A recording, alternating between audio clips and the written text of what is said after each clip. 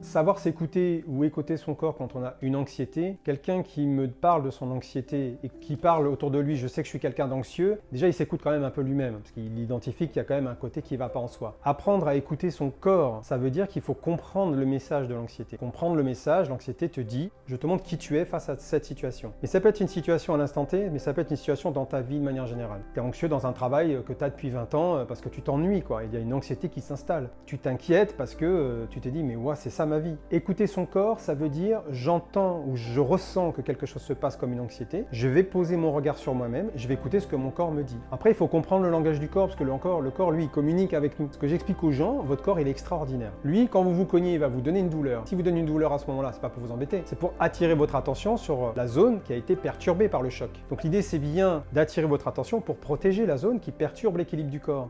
Donc c'est ça en fait, tout ce qu'on ressent dans le corps, en fait, il y a un message précis. Maintenant, évidemment, c'est pour les gens qui ne connaissent pas, je peux comprendre que c'est compliqué. Mais l'anxiété, quand elle intervient, c'est tu n'es pas sur ton chemin, tu n'as peut-être pas résolu ton passé, tu es à côté de ta vie en fait, tu mets pas l'énergie au bon endroit. Il y a des gens qui vont se contenter d'une vie à peu près ok, alors que si ça se trouve, ils ont une ambition cachée, tu vois. Donc le corps, lui, l'écouter, ça veut dire je ressens quelque chose, ben, je vais mettre une action pour essayer de corriger le truc. Déjà, je me prends dans les bras, je me pardonne si je suis passé en action, mais il faut être gentil avec soi. Mais il faut aussi se mettre en action. Se mettre en action, c'est important.